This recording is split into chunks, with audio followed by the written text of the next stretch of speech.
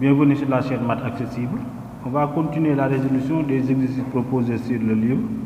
Ici, on est sur l'exercice 3C, page 75. Et on a un polynôme de degré 3. Ici, la première question, on nous demande de montrer que I est une solution. Donc, pour montrer que I est une solution, on peut remplacer Z par I si on trouve 0. C'est bon. Sinon, on peut utiliser le schéma de Horner aussi. Je rappelle aussi que si l'expression là était nommée P, on n'a pas besoin de calculer P de I.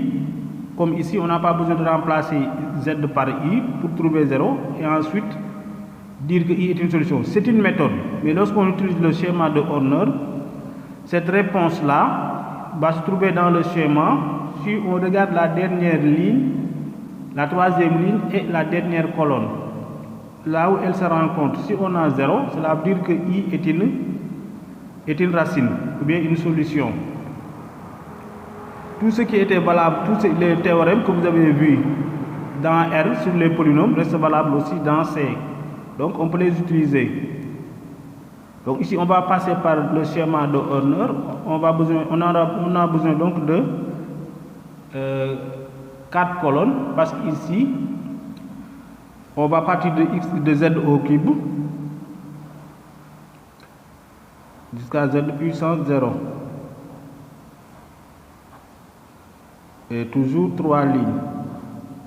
Sur la première ligne, je mets les coefficients. Donc on a ici 1 parce qu'on a le coefficient de z au cube c'est 1. Ensuite le coefficient de z au carré c'est 1 moins i. Le coefficient de z c'est 4 moins i. Ensuite, moins 4i. Voilà, je vérifie pour i. Toujours ici, on ne met rien. On a le coefficient de z au cube. On met ça en bas et on multiplie. I multiplié par 1, c'est i. On met ça ici. Vous savez comment on pratique la méthode. Et on additionne. On obtient ici 1.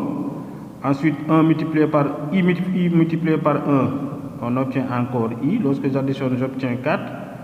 I fois 4, c'est 4i. Donc 0. Voilà, puisqu'on a ici 0, i est une racine du polynôme qu'on a à gauche. Donc ici, on peut dire quoi? I est une solution de E. Voilà, vous savez que si je considère le polynôme de degré 3 ici aussi, puisque I est une racine, cela veut dire qu'il existe un polynôme Q. I est une racine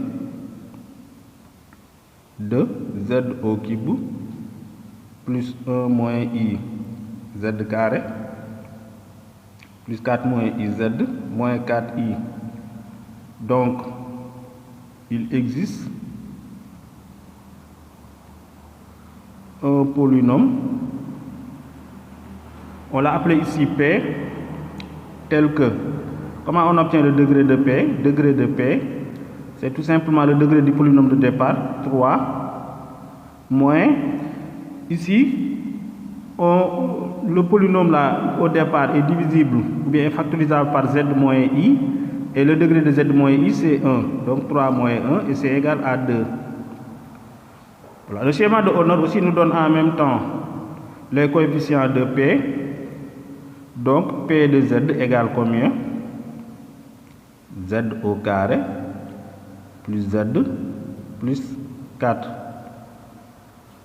Voilà, donc on peut donner z au cube plus 1 moins i z carré plus 4 moins i z moins 4i, c'est tout simplement égal à z moins i p de z.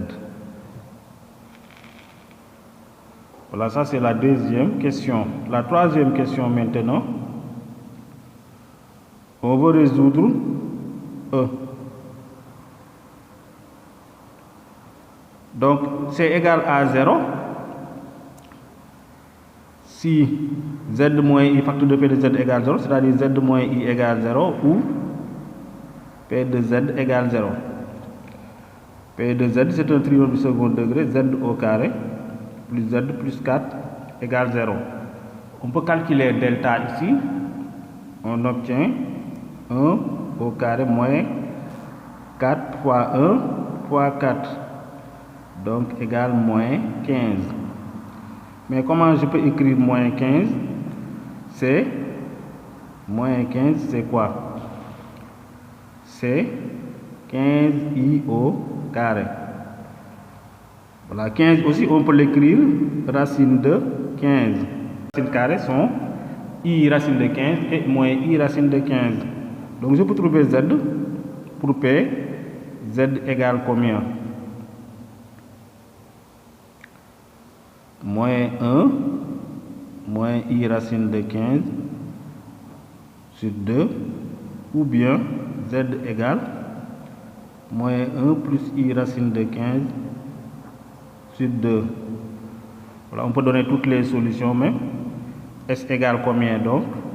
On avait trouvé d'abord i, ensuite il y a moins 1 moins i racine de 15 sur 2, ou bien moins 1 plus i racine de 15 sur 2. Et là, on a toutes les solutions.